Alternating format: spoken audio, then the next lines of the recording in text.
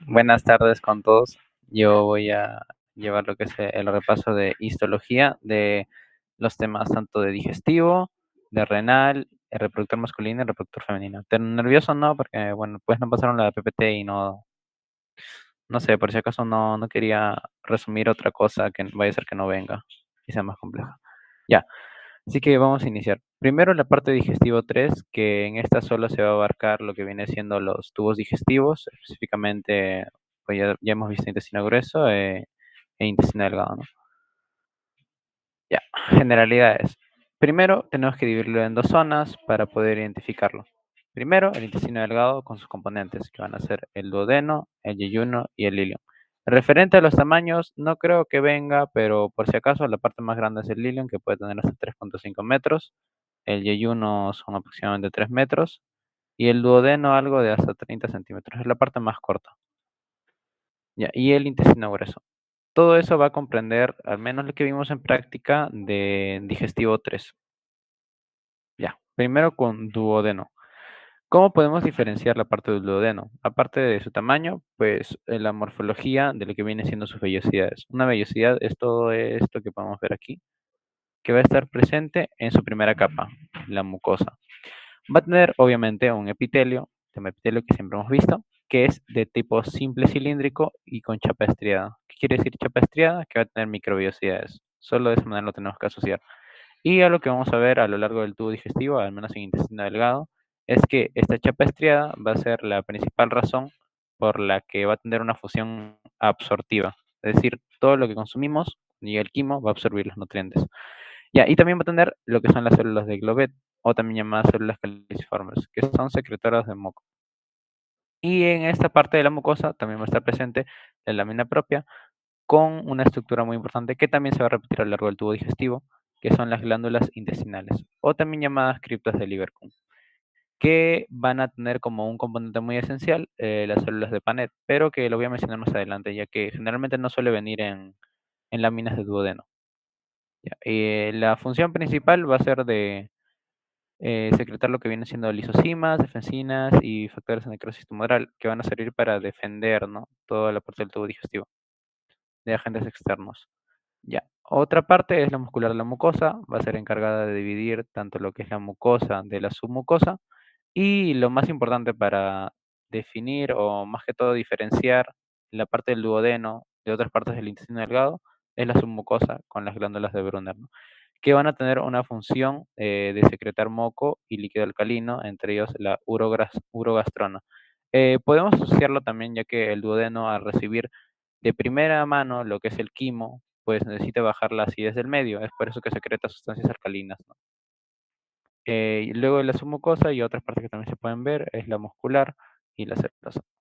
La diferencia entre las vellosidades de esta parte del yeyuno y el ilion es que van a ser cortas y anchas. También se le puede decir de un aspecto medio foliáceo, por eso se dice que tiene forma de hojas. Ya, ahora la siguiente parte, el yeyuno. Bueno, las capas que siempre conocemos va a tener lo mismo, ¿no? La chapa estriada, células caliciformes y la lámina propia con las criptas de Lieberkühn. Pero ¿cómo es que podemos diferenciar el yeyuno en su mayoría? Es porque en su submucosa no va a tener glándulas y número dos es por sus vellosidades, que van a tener una forma digitiforme. A diferencia del duodeno, van a ser vellosidades más alargadas y un poquito más delgadas. Luego otras partes que tiene lo mismo que siempre, ¿no? La muscular de la submucosa, la muscular y la serosa. Y en estas láminas que siempre nos ponen de yeyuno, lo principal a identificar siempre es esta parte de acá, al fondo de las glándulas intestinales, que van a ser las células de Panet, ¿no? Que van a tener una tinción más acidófila. En las láminas creo que tiene más, se ve mucho más morado a comparación, pero si lo ves en el Histology Guide se va a ver bien rojito. Y ahora, la última parte del intestino delgado es el ilion. También tiene lo que viene siendo el epitelio, ¿no? El epitelio simple cilíndrico con chapa estriada.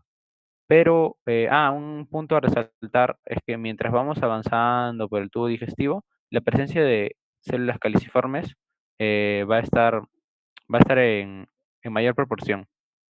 Vamos a verlo incluso en el intestino grueso. Luego sigue la muscular de la mucosa, igual lo mismo. Y en la submucosa va a estar el punto que va a ayudar a diferenciarlo, ya que va a tener lo que son los nódulos linfáticos o también llamado placas de Peyer, ¿no?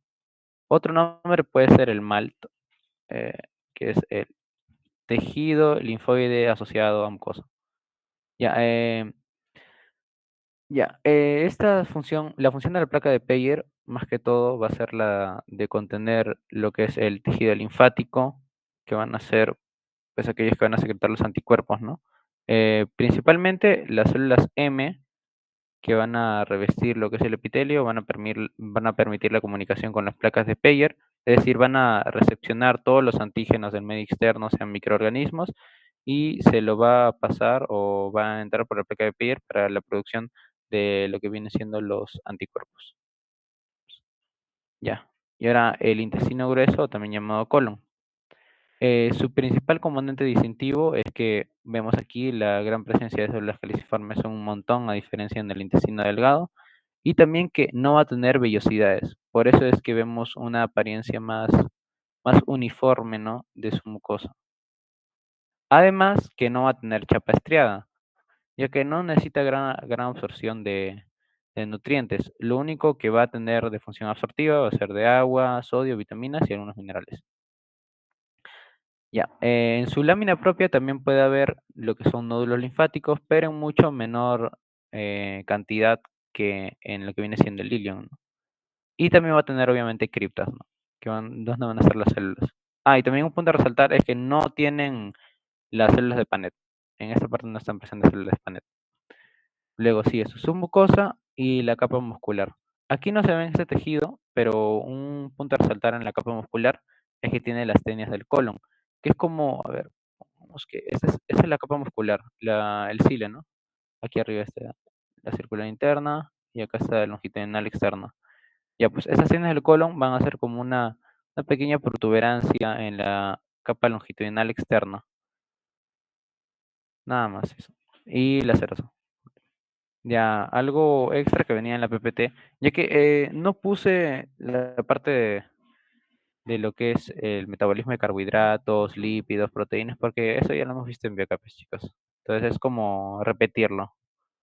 Ya, una parte extra es que también hay células a lo largo del tubo digestivo que van a ser encargadas de secretar hormonas peptídicas, como puede ser la colecistoquinina, ¿no? La CCK, que la van a secretar las células I, las secretinas que van a secretar las células S, el GIP, que es el péptido inhibidor gástrico por las células K, y la motilina, que lo hemos visto en fisio, ¿no? Último, por las células MO. Principalmente, ¿cuál es su función de todas esas hormonas peptídicas? Por ejemplo, acá vemos la contracción de la vesícula biliar, ¿no? La liberación de la bilis, la secreción de enzimas pancreáticas, la secreción de bicarbonato, luego también aquí con la GIP, la liberación de insulina, y la motilina, la motilidad gástrica, ¿no? El peristaltismo. Nada más. Eso sería todo conforme a digestivo 3 de lo visto de tubo digestivo.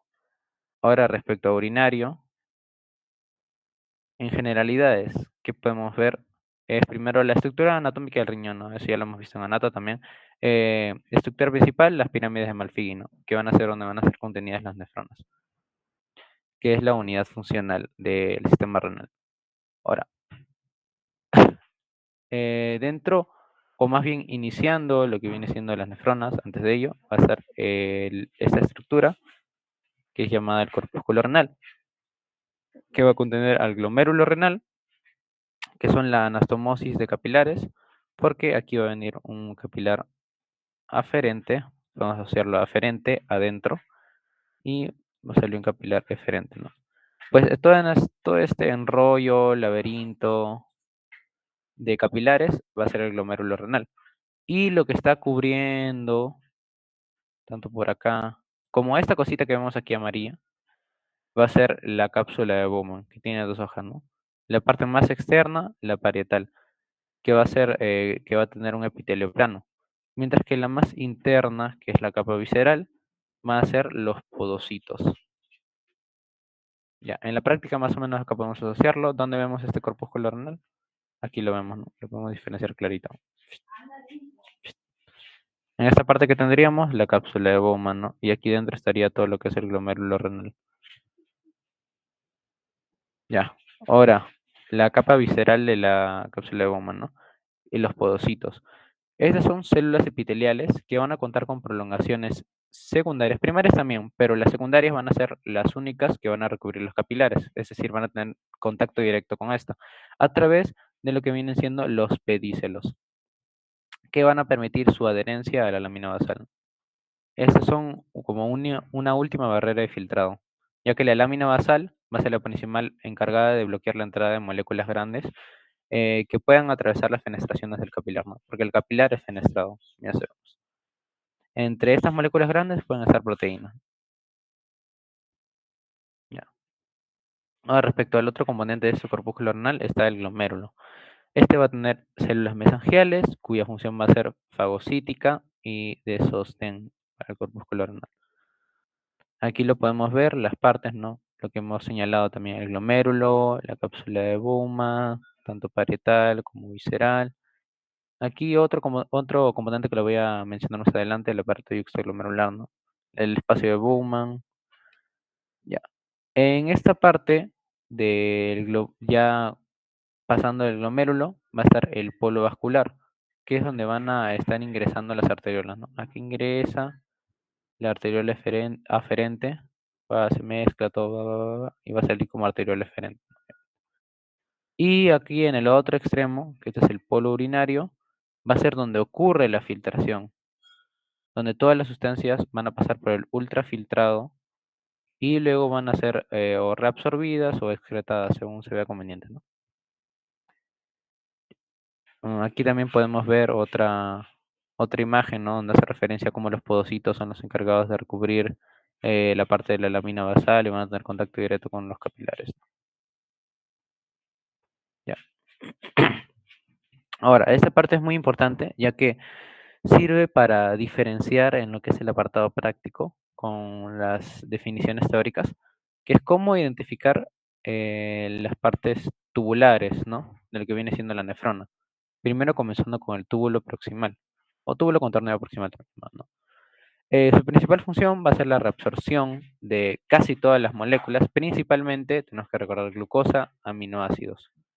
Siempre que sea túbulo contorneo proximal, glucosa, aminoácidos. Eso es lo primero que se te viene que venir, te tiene que venir a la mente. Y también el 60% de agua. Aparte va a tener otras funciones como activar la vitamina D y la síntesis de eritropoyetina. Pero ahora sus características para diferenciarlo en la parte práctica también es que tiene un ribete en cepillo. ¿Qué es un ribete cepillo? Son como, podríamos llamarle pequeñas microvellosidades que van a tener aquí, que le sirven para la reabsorción de sustancias, ¿no? Como hemos visto, glucosa y aminoácidos. Y que van a dar esta apariencia como de pequeñas cosas extrañas en el centro, que vamos a ver que no lo tiene en el túbulo contorneado distal. También es que su luz tiene forma de estrella, tiene, bueno, diversas formas, pero se la asocia más con estrellas. Y también tiene pocos núcleos presentes en su periferia. Y que además se ve de un color más acidófilo normalmente. Ya. Ajá. Ya, aquí podemos ver un corte histológico, pero es donde diferenciamos lo que ya hemos estado viendo, ¿no? Luego pongo más donde sí se van a ver algunas estructuras. Ya. Asa de Henle. Ahora continuando con el túbulo, porque la primera porción es el túbulo cordoneo proximal. Ahora sigue delgadito el asa de Henle, que va a tener tanto una porción descendente como una porción ascendente fina y una porción ascendente gruesa, que se va a terminar conectando luego con el túbulo contorneo distal. Así no es, pero más o menos para una referencia. Y luego va a desembocar, ¿no? En el túbulo colector. Ahora continuando con el asa de Henle, ¿qué funciones va a tener? La de crear el gradiente osmótico medular. Específicamente, ¿qué parte? En su parte ascendente gruesa. Gracias al mecanismo multiplicador de corriente. En la parte descendente se va a reabsorber el 40% de agua. ¿Qué tenemos que recordar? Que la parte descendente del asa de Henle va a reabsorber agua, mientras que la parte ascendente no va a ser permeable a agua. solo a iones. Ahora, características. Es que para diferenciarlo, porque en la práctica no se ve si es ascendente, descendente, nada de eso, sino si es asa de Henle gruesa o delgada. La delgada tiene una apariencia plana y se va a encontrar solo en la zona medular, porque el riñón, sabemos, tiene dos secciones. Una parte que va a ser la corteza y otra parte más acá,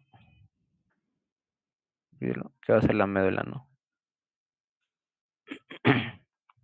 Entonces, estas solo se van a encontrar en la médula, mientras que el ACGN gruesa va a ser una apariencia cúbica y va a estar en ambas zonas, tanto en la médula como en la corteza, o que se le suele llamar zona cortical, ¿no? En la guía. Ahora, la parte delgada va a tener uno o dos núcleos que van a estar orientados hacia la luz, mientras que la gruesa va a tener muchos más núcleos, 4 o 6, y va a tener una luz circular, pero que no tenemos que confundirlo con lo que viene siendo el túbulo contorneado distal, ¿no? Por ejemplo, aquí podemos ver el asa delgada de Henle, ¿no? Como su apariencia. Son delgaditas, tienen pocos núcleos y están orientados más a lo que todo la parte central, ¿no? Mientras que el asa gruesa de Henle, esta es la delgada, esta es la gruesa de Henle, vemos que tiene un poco más de núcleos, tiene una apariencia más como de epitelio cúbico, y esa es la principal diferencia entre estas dos. Ahora, respecto a lo que conforma el túbulo distal, aquí sí vamos a tener más partes que se van a mencionar más adelante, pero es que va a tener una función de reabsorber iones, también un 7%, pero lo más importante es que va a regular la excreción de potasio y la acidificación de la orina, es decir, va a controlar el pH de la orina por medio del actuar de la aldosterona también. Y también en este nivel, específicamente el túbulo distal, porción final, va a actuar lo que es la hormona antidiurética o también llamada vasopresina, que va a tener la función de reabsorber el agua. Ahora, las características para diferenciar el túbulo distal, por ejemplo, del túbulo contorneado proximal, ya que se encuentran en la misma zona. Primero es que esta no tiene ribete en cepillo, es decir, su luz va a estar más clara, en otras palabras. No va a tener pequeñas imperfecciones.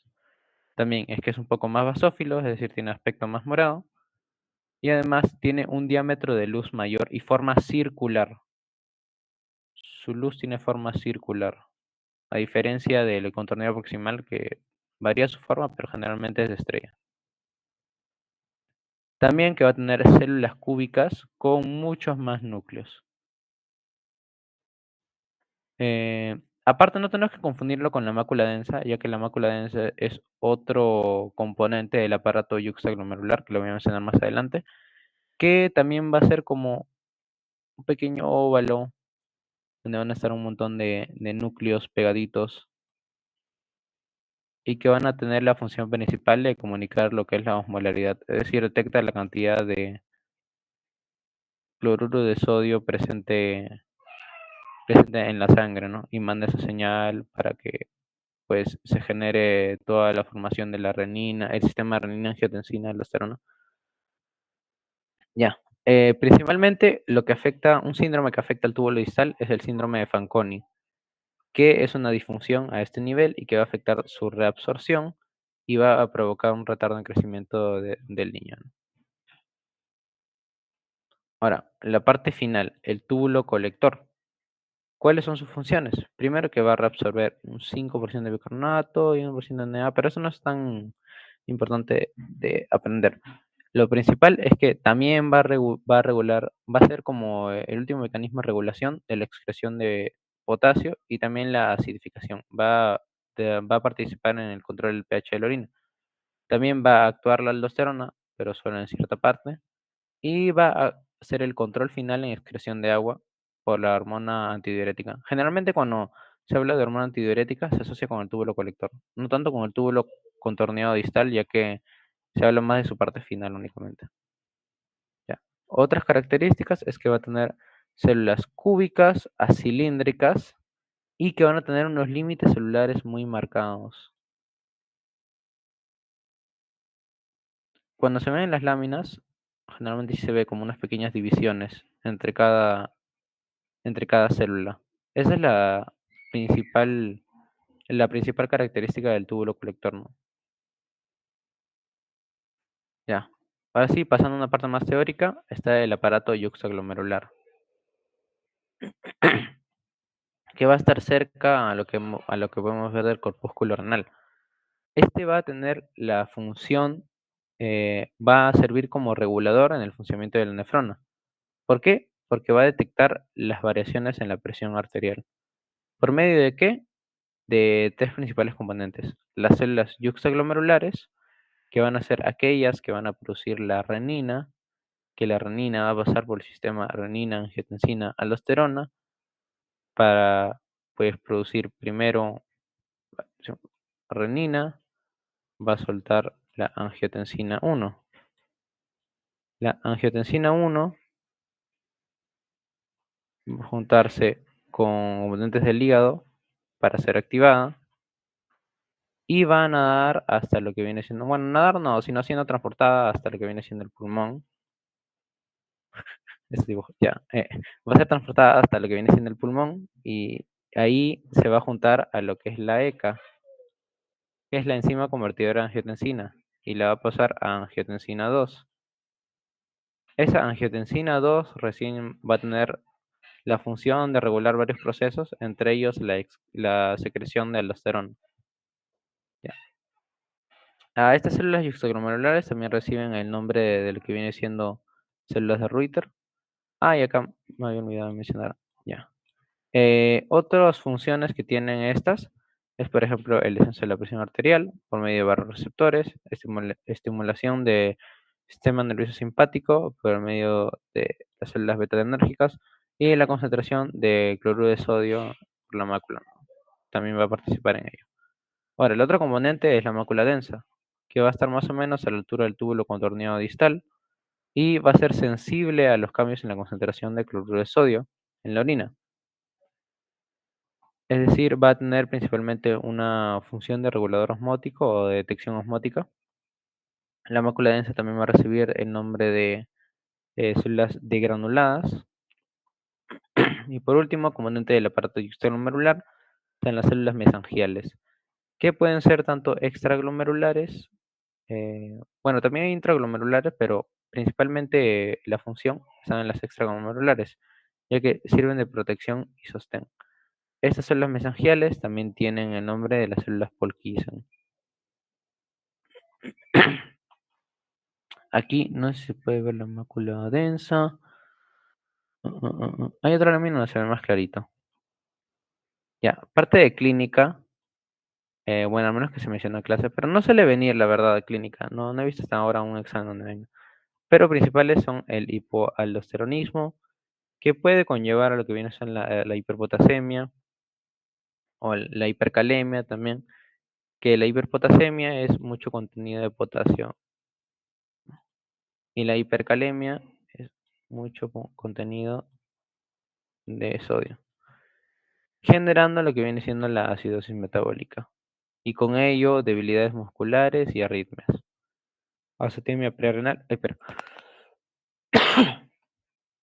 y ahora sí, la azotemia prerenal, que es cuando hay un nivel alto de urea en sangre, provocado principalmente por insuficiencia renal, es decir, un mal trabajo del riñón, viene siendo el filtrado, reabsorción, secreción y excreción de sustancias. La glomerulonefritis aguda, que es cuando los filtros, bueno, por donde va a pasar la primera parte, la porción del ultrafiltrado, va a ser inflamada, por lo que no se van a eliminar bien los desechos ni el exceso de agua. También está la insuficiencia renal, ¿no?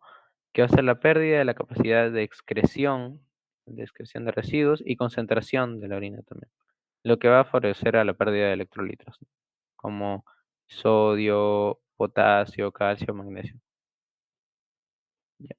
Otras partes también incluyen la hipertensión arterial, que puede llegar a provocar mucho daño cardiovascular, e incluso siendo asintomático en un inicio. La litiasis renal, que va a ser el acumulo de ácido úrico y calcio, que van a formar precipitaciones en la orina, ¿no? Los bien llamados cálculos. Y por último, el tumor de Wilms, que es un tumor muy común en niños, básicamente una masa abdominal aumentada, principal componente, el blastema metanéfrico, ¿no? Que son como alteraciones en el tejido renal. Ya, ahora como última sección son las vías urinarias. Primero, los uréteres, que van a ser aquellos que van a conectar al riñón, que va a ser la pelvis renal, con lo que viene siendo la vejiga, ¿no? Van a conectar el riñón con la vejiga. Los uréteres son dos, ¿no? Van para el lado derecho y el lado izquierdo. Va a tener un epitelio polimorfo en su mucosa, obviamente, que van a ser como esas pequeñas austras que vemos aquí. Urotelio. Siempre que veamos renal, urotelio. Eso es lo único que tenemos que recordar. La mayoría de epitelio es urotelio. Ya. Va a tener también una capa muscular que va a estar formada, a diferencia del aparato digestivo, ¿no? Que tiene su cile. Este va a tener el ICE, que es la capa longitudinal externa y circular externa. Y también una capa serosa, que es donde siempre se va a encontrar, ¿no? Tanto tejido nervioso y vascularizado. Ya, y por último, la vejiga. Para diferenciarlo de este, bueno, que no es tan difícil de diferenciar, principalmente por su capa muscular, ya que mientras esta vemos que tiene su capa muscular bien ordenadita, esta va a estar muy indiferenciable, ya que tiene tres capas, pero no vas a poder saber en cuál estás. Bueno, también tiene epitelio polimorfo en su mucosa, y bueno, es como un dato nada más porque ni lo he mencionado, pero la capa muscular es el músculo detrusor, ¿no? Tiene también capa serosa y adventicia. Bueno, eso sería todo de renal. Ya, pero voy a tomar un poco de agua ya, Mafe. Hasta que se me escala la garganta.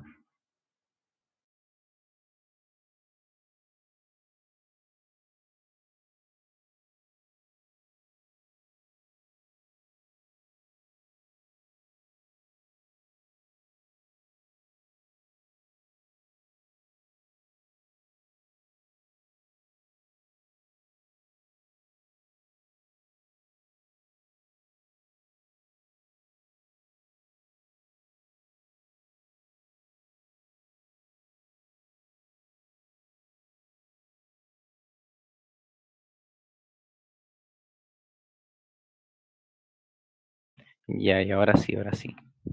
Espérate.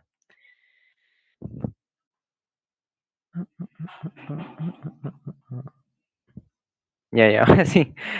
Ah. Y ahora vamos a pasar con aparato reproductor masculino. Aquí foto de mi compañero Vincent, ¿no? ¿Quién más para representar este tema? Ya. Generalidades. Primero, ¿cuál va a ser la función del aparato reproductor masculino? Va a tener la función de producir y nutrir al gameto masculino, que es el espermatozoide, ¿no? Y también la producción de algunas hormonas, principalmente andrógenos como la testosterona, ¿no? Por eso que se le llama la hormona del hombre. Ahora, los componentes, o sea, testículos, vías espermáticas, glándulas. Bien. En las vías espermáticas van a entrar aquellas que son intratesticulares y extratesticulares. Y en las glándulas, la vesícula seminal, próstata y glándula bulbouretral o también llamada de Cooper. Ya, primero, lo más externo en cuanto a testículo, comenzando con este, va a ser las túnicas del testículo. La más externa y que no vamos a ver en todas las láminas, no se ve, pero en las imágenes que puso el profesor Tulio en su PPT sí se ve, pero más o menos obvienlo, es la túnica vaginal, que va a ser como un saco ceroso que va a derivar del peritoneo y va a recubrir toda la parte externa, después de, obviamente, el músculo cremaster. Bueno, luego la túnica albuginea, que eso sí es importante recordar, y que sí se ve muy bien en las láminas, que va a ser tejido conectivo fibroso, que va a estar recubriendo, entre comillas, los túbulos suminíferos, ¿no? Que es esta parte rosita que vamos a ver. Y por último, el mediastino testicular, que va a ser como un engrosamiento de la túnica albúginea en la parte posterior, que es más o menos por acá. Mientras más se acerca acá, se engrosa y eso nos forma el mediastino testicular. También va a tener lo que son los tabiques conectivos, que van a dividir el testículo en lóbulos testiculares. Son estas partes de aquí, y que luego se ve en otra lámina o aquí. Ya, aquí lo podemos ver. Son como estas partes blancas que no se ven tan claros, tal vez en otro lado se ven mejor, pero esos son los tabiques conectivos, que van a dividir en lóbulos testiculares. Luego que menciono más. mm, A ver, no sé si lo puse más adelante, pero por si acaso. Ya, es que en estos lóbulos testiculares, que son aproximadamente por testículo más o menos 250 a 300, en cada uno va a haber aproximadamente de 1 a 4 túbulos seminíferos, que cuando lo vamos a ver cortados en las láminas, lo vamos a ver como pequeños circulitos, ¿no? Así. Tú dirías que cada uno de ellos es un túbulo seminífero. No, sino que el túbulo seminífero está como contorneado, medio doblado. Entonces, cuando lo seccionan, se ve como si fueran varios. Claro. Respecto a los conductos intratesticulares, tenemos primero los túbulos rectos, pero que no es tan importante que los recordemos porque no se ven en las láminas, que van a unir los túbulos seminíferos. Los túbulos seminíferos van a estar así, así, así, así, un montón. Y van a tener una parte únicamente recta, que se van a unir entre todos.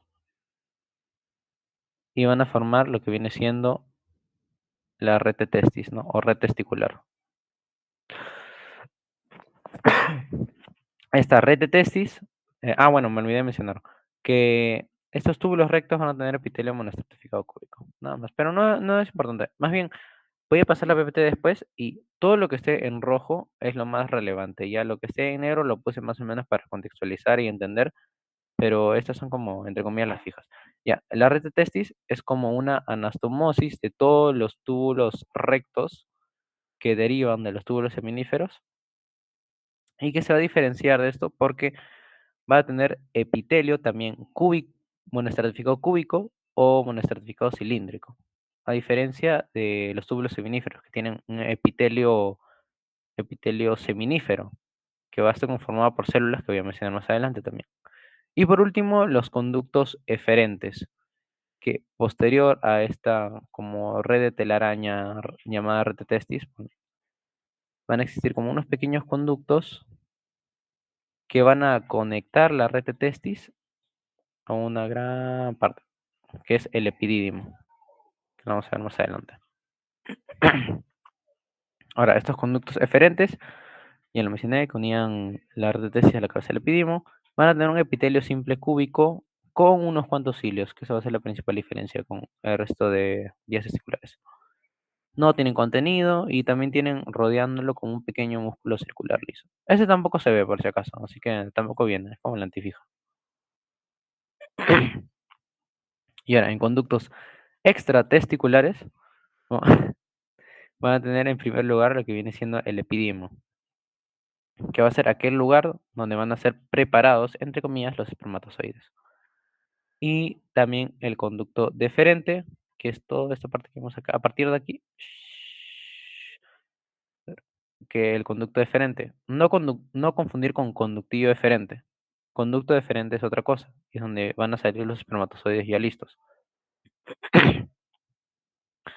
Este va a funcionar como transporte de espermatozoides, lo que ya he mencionado. Luego también va a estar el conducto eyaculador, que bueno, tampoco es tan relevante porque ni siquiera viene en la práctica. Y la uretra, que es oriniducto y epididucto, que eso lo voy a mostrar también más adelante. Por donde va a salir tanto la eyaculación y la orina. Ahora, el epidídimo, que es la parte que estábamos mencionando antes. ¿Cómo podemos diferenciarlo? Esta sí es real, fija de fijas. Es que va a tener un epitelio pseudoestratificado cilíndrico con estereocilios. Bueno, partes no es tan relevante, pero va a tener una cabeza, un cuerpo y cola. En la parte de la cola es donde se van a almacenar principalmente los espermatozoides y que va a tener una función de absorber líquido de los túbulos seminíferos y restos espermáticos también.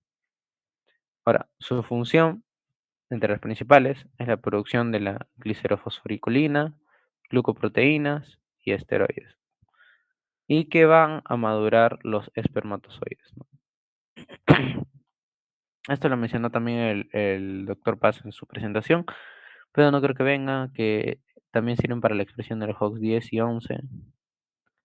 Ya. Ahora, otra característica es que este epitelio va a estar rodeado por una pequeña capa circular, tejido muscular, tejido muscular liso. Toda esta estructura, si preguntan qué es en el examen práctico, lo que tenemos que decir es conductos epidimarios, ¿no?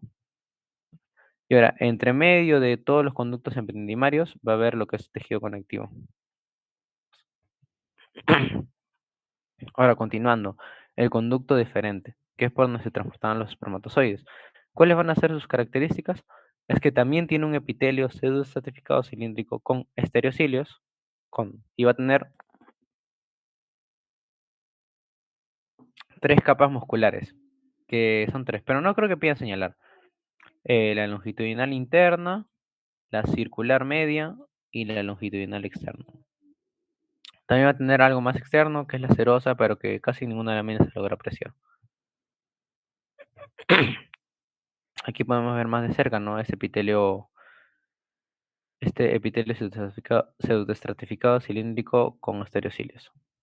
Ahora, también va a tener una parte que es la ampolla del conducto eyaculador, que lo podemos ver aquí. Es como esta parte final, ya que va a conectar con la uretra, que va a tener un epitelio simple cilíndrico, pero que eso tampoco viene, es como antifija. Ahora, la espermatogénesis. La espermatogénesis se va a iniciar en la pubertad y va a ser básicamente la producción espermática tras cambios hormonales, ¿no? Va a tener 4 fases. Primero la fase espermatogónica, una fase espermatocitogénica, una fase de meiosis y por último, ya los espermatozoides en sí, diferenciación, la espermiogénesis. Estas no se pueden evidenciar en microscopía óptica, así que es plenamente teórica, ya que cuando lo vamos a ver, es espermatogonia, ya, es espermatocito, ya, es espermátide, ya, nada más, no los tipos, porque aquí vemos que primero en reserva están las espermatogonias de tipo A oscura, que no van a iniciar el ciclo, es decir, están en fase latente como en almacén. Luego van a estar las espermatogonias A de tipo clara, que estos sí van a empezar el ciclo de división, dividiéndose y autorrenovándose, y las espermatogonias de tipo B, que van a derivar hasta el espermatocito primario, ¿no? Y luego ya continúa la siguiente fase. La siguiente fase comienza con el espermatocito primario, que se va a pasar por un proceso de división hasta la meiosis 1. De la meiosis 1, luego lo que continuaría es el espermatocito secundario, que como dato, en las láminas solo vamos a ver primario, secundario no se puede ver porque este proceso de transición de espermatocito secundario a espermatida temprana es muy, muy, muy rápido. Y este va a tener la función de dividirse hasta meiosis 2. Aquí puse ciclo fugaz. Y va a continuar con lo que es la espermatida, ¿no? La espermátide primero va a ser de tipo temprano, que va a ser lo que vamos a ver en mayorías, tipo, tiene una forma de circulito medio ovalado que está muy cerca de la luz. Y la espermátide tardía, esa, ¿cómo la vamos a diferenciar? Que no creo que pidan ni siquiera, pero es porque ya, ni siquiera, pero es porque lo vemos a ver con una forma más de espermatozoide, más o menos algo así, ya con su cuerpo más formado. Acá podemos ver las células, algunas. ¿Cómo podemos diferenciarlo? Pegado más a la lámina basal. Bueno, solo esa, porque luego voy a mencionar otras dos que también son importantes. Las espermatogonias van a ser aquellas que van a estar pegadas más a la lámina basal.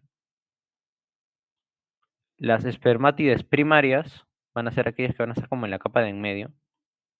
Y van a ser estas que tienen como granulaciones. Ya, esas van a ser las espermatocitos primarios. Y las espermátides van a ser las que están más cerca de la luz. Eso es en general. Porque no se va a ver tan bien, y no creo que te lo ponga tan de cerca, así como esta imagen. Así que principalmente de esa manera. Ahora, otras células relevantes. La célula de Leydig y de Sertoli. Las de Sertoli van a ser aquellas que van a estar dentro del túbulo seminífero, mientras que las de Leydig van a estar encontrándose en el intersticio, o también llamada zona estromal, ¿no? Estroma. Bueno, ya. Las células de Leydig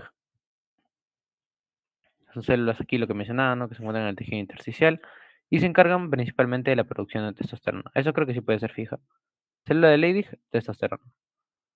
Esto por medio, también va a poder diferenciarse la testosterona a luego dihidroxitestosterona por medio de la alfa 5 reductasa, que es una enzima. Esta dihidroxitestosterona va a tener como 10 veces más acción que la testosterona y va a ser la principal para la diferenciación de los genitales externos. Ahora, esta célula de Leydig, ¿cómo lo podemos diferenciar en la histología? Primero, tiene forma poliédrica, va a ser de un tipo eosinofílico, es decir, lo vamos a ver más de un rosa clarito. Y esto que solo se puede ver en la microscopía electrónica es que va a tener cristales, microscopía óptica, digo electrónica, es que tiene cristales de Rinke. Como podemos ver aquí, está aquí la célula de Leydig, ¿no? Poliédrica, y aquí con su núcleo. Se dice que también tiene nucleolo prominente, pero no se ve tanto pues a la hora que lo ves de lejos en el examen. Solo tienes que diferenciarlo por la zona donde se encuentran. Ahora, y otra célula importante es la célula de Sertoli, que esta sí se va a encontrar dentro del túbulo seminífero y va a formar la barrera hematotesticular como primera función, que básicamente, ¿qué significa que sea una barrera hematotesticular? Es decir, que va a bloquear cualquier ingreso de agentes externos e incluso los de nuestro propio cuerpo. ¿Por qué? Porque las células espermatogénicas que se producen es como si fueran otro individuo. Entonces el cuerpo obviamente va a tratar de atacar al otro individuo. Entonces estas células de Sertoli, que tienen una forma, bueno, no sé si lo menciono acá, pero van a tener como una forma cilíndrica grande que van a llegar hasta la luz, van a tener un núcleo prominente y un nucleolo, pues van a servir de bloqueo para que, bueno, todas las células linfoides no pasen y no ataquen a estas células espermatogénicas. También va a ser el sostén físico y nutricional del espermatozoide. Aquí lo que mencionaba, va a tener un núcleo como de tipo triangular, porque esto que vemos en la lámina, porque siempre de seguro tu profesor te ha dicho, tiene un aspecto triangular. Ya, eso solo es el núcleo, porque la célula de Sertoli es mucho más grande, solo que no se ve muy claro. Y va a tener un nucleolo prominente, como esta zona clarita, medio oscurita.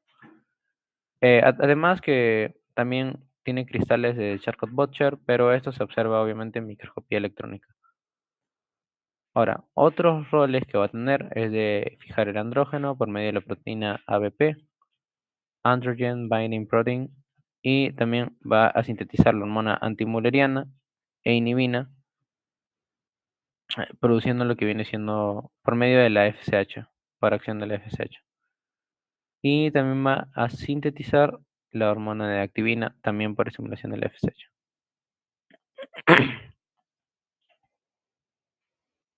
Ahora, continuando. Túbulo seminífero, propiamente. Va a tener una túnica propia y una lámina basal. Son todos estos circulitos que había comentado antes, ¿no? Bueno, prácticamente ya spoileé todo esto. Espermatogonias, espermatocitos y espermatides. Son las células espermatogénicas. ¿Qué va a estar contenido también? Células de Sertoli. Aquí podemos ver lo que decía. Las células de Sertoli van a ser grandes, de verdad grandes. Pero lo único que vamos a ver en histología van a ser su núcleo, con el núcleo prominente. Las espermatogonias van a estar pegadas a la base. Los espermatocitos en una capa media. Digo, sí, espermatocito en una capa media. Aquí es secundario, pero no se ve generalmente en estadio secundario. Y por último, las espermatides, que van a ser como pequeñas bolitas que van a estar acá. Y que estas serían las tardías ya, porque vemos que tienen como una forma de colita ya. Y aquí incluso más tardías. Ya aquí lo vemos otra vez en una lámina, ¿no? Vemos las espermatogonias pegadas a la base, los espermatocitos primarios en la capa media, las espermátides más pegadas a la luz y el núcleo de la célula de Sertoli. Aquí afuera que podemos ver las células de Leydig, del intersticio, algunos fibroblastos y lo que va a rodear el túbulo seminífero, que es tejido muscular liso, son miofibroblastos y fibroblastos. Pasando tenemos las glándulas accesorias. Primero a resaltar la vesícula seminal, que tiene una longitud de 15 centímetros y principalmente va a tener diferencia de, va a contar con un epitelio pseudoestratificado cilíndrico sin estereocilios. Hemos visto que el epidídimo tiene estereocilios. Este no tiene estereocilios. Lo podemos ver aquí, una imagen más de cerca, ¿no? Y va a ser encargada de producir una secreción blanco-amarillenta. Aquí lo podemos diferenciar también. Luego, en femenino hay otra estructura muy similar, pero básicamente, ¿cómo podemos diferenciarlos? O al menos cómo lo vi en la práctica. Es que esta vesícula seminal, sus ramificaciones, como que son mucho más delgaditas. Y también tenemos la próstata, que esta va a presentar lo que tiene, lo que viene siendo glándulas tubuloalveolares, que van a ser estas, de acá, que van a tener un epitelio pseudoestratificado cilíndrico sin estereocilios también. Siempre que vamos glándulas accesorias, no tienen estereocilios. Ya, que van a tener también algunas células cúbicas y basales. Depende, varía mucho eso. Y principal componente que tenemos que memorizar, eso también es fija, que son los cuerpos amiláceos, que son básicamente la acumulación de concreciones prostáticas, ¿no? Líquido prostático, que van a ser glicoproteínas envainadas. Aquí también va a estar, ¿no?, en medio el estroma fibromuscular, se dice. Ahora, la última parte, que viene siendo netamente pene, y creo que aquí sí hay muchas fijas, es su división. Van a haber dos componentes cavernosos y uno esponjoso. En la parte cavernosa que tenemos que evidenciar, ahí me muero, ya. Principalmente la arteria cavernosa, que va a ser esto, y las arterias helicinas, que van a ser como ramas muy pequeñas, arteriolas helicinas, que van a ser estos. Es muy difícil encontrar la muestra, pero probablemente si ves de entre tejido rosa, así como un pequeño circulito, es probablemente que sea un arteriol helicino. La parte fijo va a estar en aumento azul, así que si está en aumento azul, arterial helicina. Ya. Y el cuerpo esponjoso, por otra parte, principal componente, la uretra peniana, que sí se va a poder diferenciar y probablemente sea algo que apunte en fijo. Senos vasculares, bueno, que son como estos pequeños espacios en blanco que están acá, grandotes. Y las glándulas del Litre. ¿Cómo puedes diferenciarlos? Entre tanta cosa, vamos a ver aquí cómo. Bueno, ya hemos visto piel y glándulas sebáceas, todo eso. Entonces ya podemos identificar más o menos la forma de una glándula, ¿no? Van a ser estas, que van a secretar obviamente líquido que va a permitir lubricar toda la zona, bueno, de la uretra, ¿no? Bueno, esto no es muy importante, pero estos espacios vasculares van a estar rodeados por tejido eréctil. En la parte clínica, que ya voy a hacer esto y voy a dejar de hablar unos 5 minutitos hasta que se me seca mucho la garganta. Ya, primero, la criptorquidia. Es una falta de descenso de los testículos hasta el escroto, lo que va a provocar infertilidad. Debe pasar el descenso de los testículos hasta la semana 28 más o menos. ¿Y por qué es que causa infertilidad? Es porque los espermatozoides necesitan una temperatura específica para su vida. eh, y si no bajan en nuestro cuerpo, porque obviamente más internamente de nuestro cuerpo va a ser una temperatura mayor, la temperatura corporal, ¿no? Entonces, esa temperatura no es óptima para el desarrollo de vida del espermatozoide. Otro es el adenocarcinoma, que básicamente se puede detectar con la palpación rectal, ¿no?, de la próstata. Cáncer testicular, que eso, un dato, ¿no?, que es frecuente en varones de menores de 40 años y que se evalúa el AFP en sangre. La varicocele, que es un engrosamiento anormal de las venas espermáticas. Y por último, las tumefacciones, que pueden ser el hidrocele, hematocele, Erningenal, ¿no? Aquí vemos la varicocele, ¿no? Que es el engrosamiento de las venas.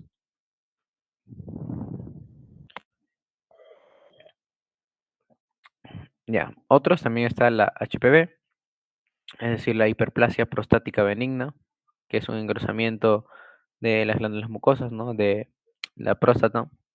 Y va a prácticamente tener entre sus síntomas dificultad para miccionar y detener la micción. Y también es importante el deseo de orinar sin necesidad de evacuar. También se puede evaluar por el tacto rectal. Luego la torsión testicular. No. Básicamente es la interrupción del aporte arterial y drenaje venoso. Bueno, esto lo mencionó el profesor Paz y me quería matar de risa cuando lo dijo. Que es por ese motivo de la torsión testicular que en el fútbol se usan prendas ajustadas para que, para que no vuelen, dice. XD. Ya.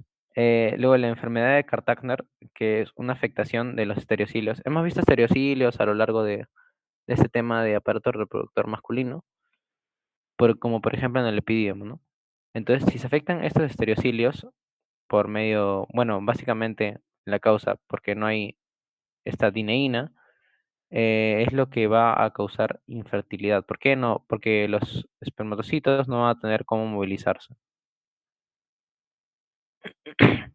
Y ahora, otros procesos inflamatorios, como puede ser la orquitis, la epididimitis, que está causada por usar prendas muy ajustadas. Ya. Ahora sí, un toque, una chique.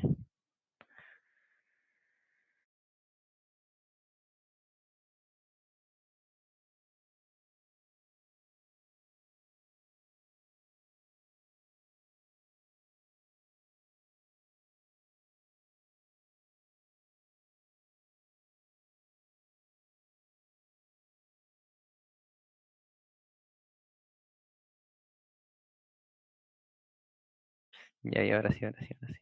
Ya, ese es el último tema. Usé la PPT del profesor Tulio, pero también es que está medio, o sea, no sé, medio Z esa PPT. Ya, pero bueno. Ya, aparato reproductor femenino.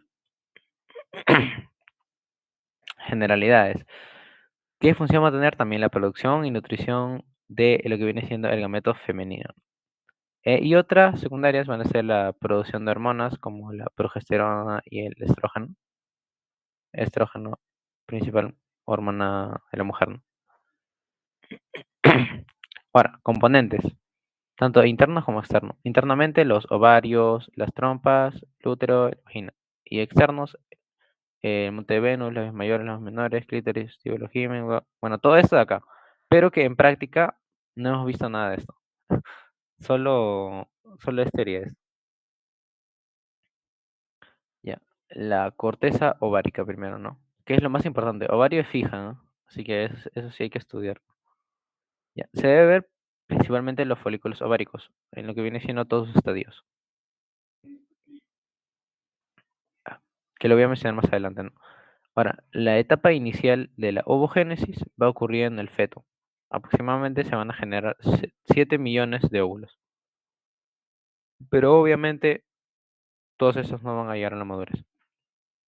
En la menarquía, que es como ya el inicio en la pubertad de lo que viene siendo la menstruación, va a haber como un promedio 400.000 ovocitos en ambos ovarios y la producción de estos va a cesar en la menopausia.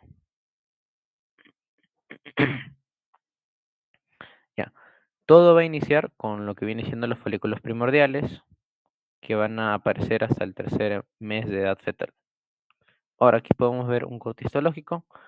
Todo esto que va a estar rodeando acá como de morado va a ser el estroma cortical.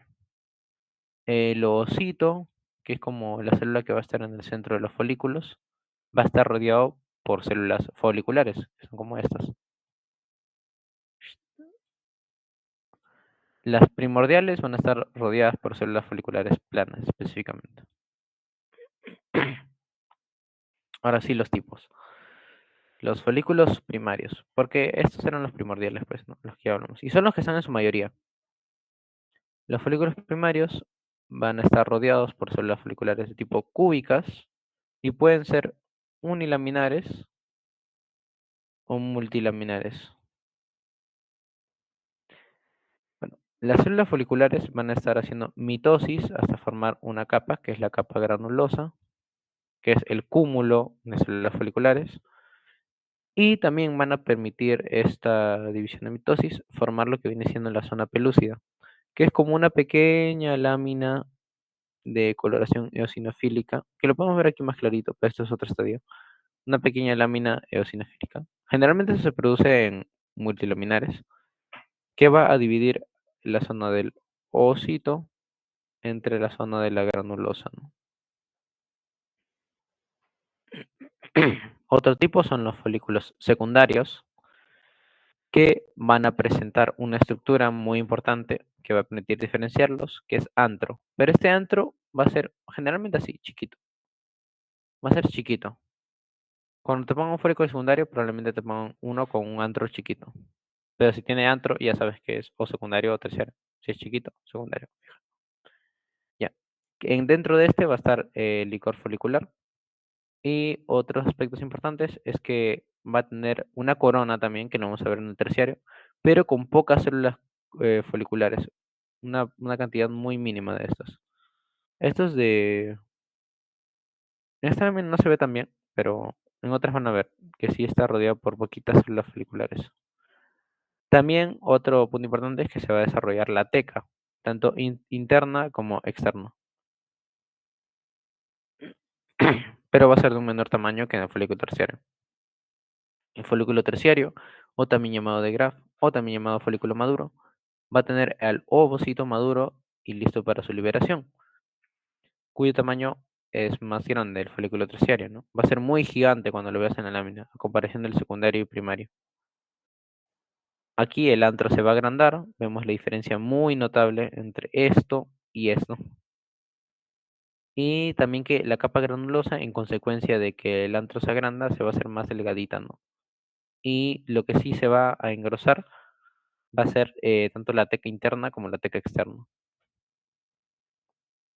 También otro aspecto es que se va a formar la corona radiada, esta vez sí con más cantidad de células, y el cúmulo óforo, que es una conexión entre esta corona radiada y la capa granulosa.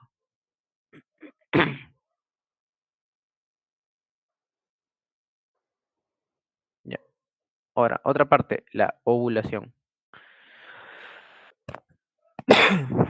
Es el proceso por el cual el folículo maduro, es decir, el de Graf, va a liberar un ovocito, me olvidé de mencionar, de tipo secundario. Este ovocito maduro que se va a liberar es ovocito secundario.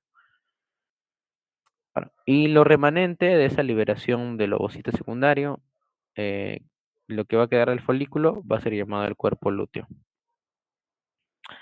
Eh, ¿Qué va a pasar?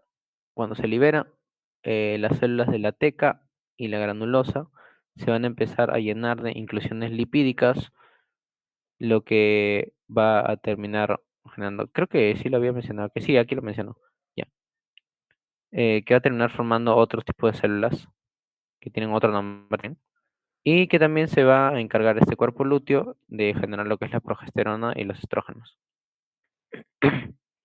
Ahora, ese es el nombre. Las células granuloteínicas, ya no granulosas, sino granuloteínicas, se van a localizar en la parte central,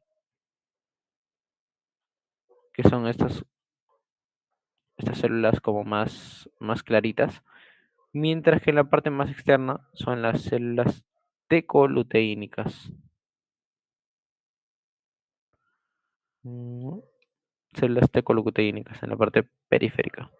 No sé si ven a cuerpo lúteo, no sé si es fija, pero por si acaso sí es bueno saber. Ya. Posterior a esto, el cuerpo lúteo va a degenerarse a cuerpo albicans o cuerpo blanco, que es una involución de este, ¿no? Es una pequeña masa ovoide de tejido colagenoso acelular. Vimos que el cuerpo lúteo sí tenía células, las tecoluteínicas y granuloteínicas. Este ya no tiene células prácticamente. Las células de la teca externa, que es la capa más superficial, van a producir colágeno que va a terminar sustituyendo toda la parte interna, ¿no? De células luteínicas. Y por último, los folículos atrésicos o atresia folicular. Es la degeneración de los folículos. El 99% de los folículos pasan por este proceso. Es por eso de todos los millones que había mencionado antes de ovocitos que se llegan a generar, pues muy pocos maduran, ¿no? Eso se puede producir en cualquier etapa. Los folículos primordiales y primarios unilaminares no van a dejar rastros remanentes de este proceso. Es decir, cuando te enfoquen a un folículo atrésico, fijo que va a ser secundario o terciario, pero probablemente no pidan el estadio, solo si es un folículo atrésico. ¿Por qué? Generado por apoptosis celular, básicamente.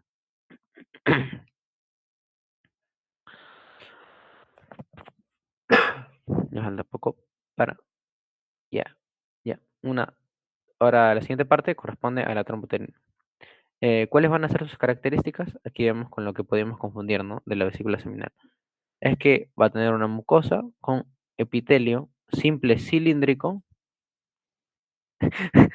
con pliegues longitudinales y también una lámina propia. Luego le va a continuar la capa muscular, que va a ser un cile también, como en el tubo digestivo, ¿no? Circular interno, longitudinal externo, pero que no tiene una delimitación tan clara. Y una capa serosa. Pero no es tan relevante, principalmente la mucosa, que eso sí es lo que te enfocan. Y que de hecho aquí puse una imagen. ¿Por qué? Porque va a tener dos células importantes. Células ciliadas que van a ser abundantes principalmente en infundible en polla. ¿Y por qué? Podemos razonarlo. Porque sabemos que en los 2/3 de la trompa uterina, o también llamada trompa de falopio, va a surgir lo que es el implante o más bien la fecundación, ¿no? Entonces, es por eso que el óvulo necesita desplazarse hasta ese lugar, y es en ello que contribuye los cilios, a la movilización de los óvulos y también en parte al actuar de los estrógenos, estas células ciliadas. Y otras células importantes son las células en clavo o también llamadas secretoras, que van a básicamente generar el material que va a nutrir al óvulo. ¿Y cómo podemos diferenciarlos? Es porque van a ser de un color más basófilo. Aquí lo podemos ver, de hecho. Esta parte, esta célula es una célula en clavo. Esta también de acá que podemos ver es una célula en clavo. Son de un color basófilo y que en esta va a actuar principalmente la progesterona. Ahora, otra parte va a ser el útero. Este va a ser el encargado de recibir el huevo ya fecundado y va a tener una pared muscular gruesa, ¿no? Principal componente, el miometrio.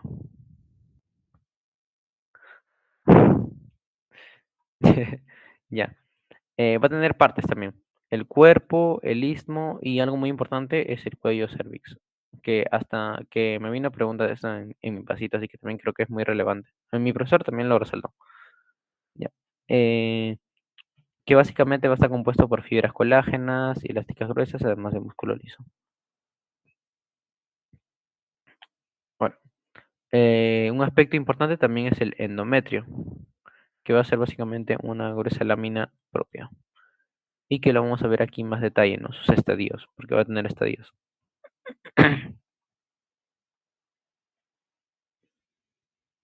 Ya, este endometrio va a ser el responsable de la preparación para lo que viene siendo la implantación y la formación de la placenta también. Va a tener un epitelio cilíndrico simple con células ciliadas y también algunas células mucosecretoras. Va a tener invaginaciones que van a formar las glándulas tubulares, que eso sí es una estructura que podemos diferenciar en lo que viene siendo endometrio. Y va a contar con tres fases, pero que en la guía en general se resaltan dos, que es la fase proliferativa y secretora. En la fase proliferativa va a comenzar al finalizar el ciclo menstrual y solo va a contar con lo que viene siendo la porción basal de las glándulas. Su función básicamente va a ser la de dividir las células para generar más capas endometriales. Es por ello que las glándulas tubulares que van a contener el endometrio van a aumentar el tamaño de su luz y también la cantidad de estas. Y por último, la fase secretora es donde estas glándulas se van a hacer tortuosas. ¿Qué quiere decir tortuosa? Que tienen como este aspecto de acá, como más imperfecto. En la fase proliferativa son como más rectitas, más claritas. Aquí sí son más tortuosas, más distorsionadas. Bueno, va a tener células epiteliales que se van a hipertrofiar, surgiendo edemas endometriales. Es algo que también señalaba la guía, pero que al menos no lo vi en la lámina. Y también células del estroma que van a ser grandes y pálidas, ¿no? Sí. Ya.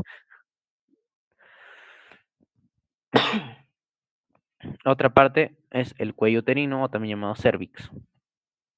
Este va a tener una mucosa de superficie irregular y va a tener dos secciones básicamente, el endocervix y el exocervix.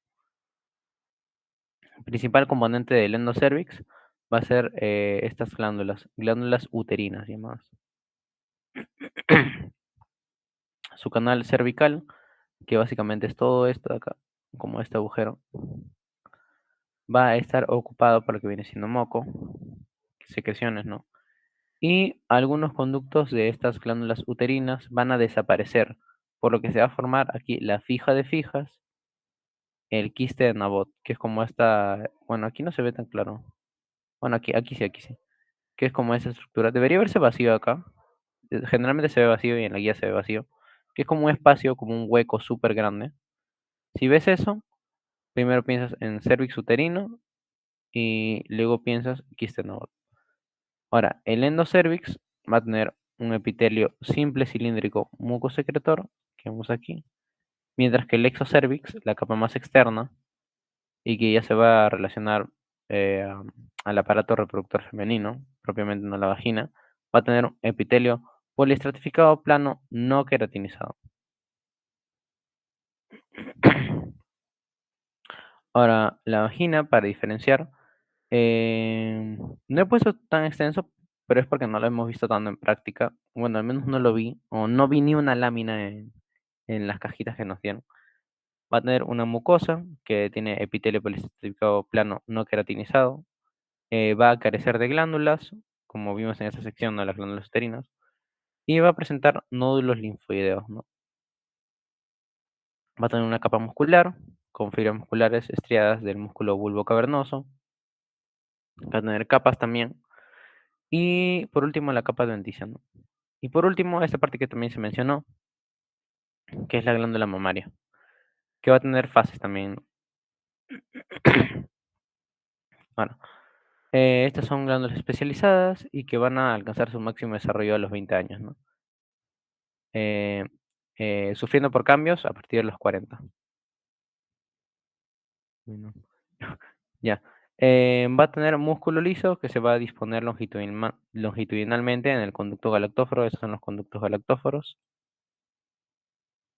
que aquí se ve muy chico, pero en la guía también se puede evidenciar muy clarito cómo son. Y la parte más externa obviamente va a tener epitelio, ¿no? Que es el epitelio de la piel, generalmente. Epitelio poliestratificado, plano, no queratinizado. Ya.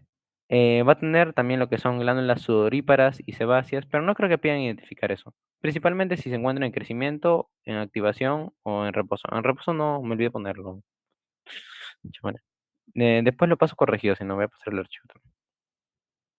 Eh, ya, en crecimiento, ¿cuáles van a ser las características principales? Va a tener poco tejido conectivo, que es esto, o el también llamado estroma, ¿no? Va a tener poco de esto y va a tener más que todo ramificación de productos y proliferación de epitelios. Vamos a ver como estas glandulitas de aquí. Ya. Y en activación, ¿qué va a ser lo que va a diferenciar? Es que tiene células generalmente acidófilas, es por eso siempre que en las tinciones lo vamos a ver como mucho, mucho, mucho más rosado y que va a tener porciones secretoras llenas de leche. Es por eso que vemos como espacios en blanco, ¿no? Que van a ser por las Glándulas lactóferas que podemos llamar en cierto modo, que van a ser aquellas que van a secretar leche. Los podemos ver como con espacios en blanco. En cambio aquí no, ¿no? Es porque aún no se está produciendo la leche. Y bueno, eso sería todo por aparato reproductor femenino ya, y con eso terminaría. Ya solo queda ser nervioso. Que si te pasan la PPT, Mafe, me avisas para hacer resumen de eso también. Y ya.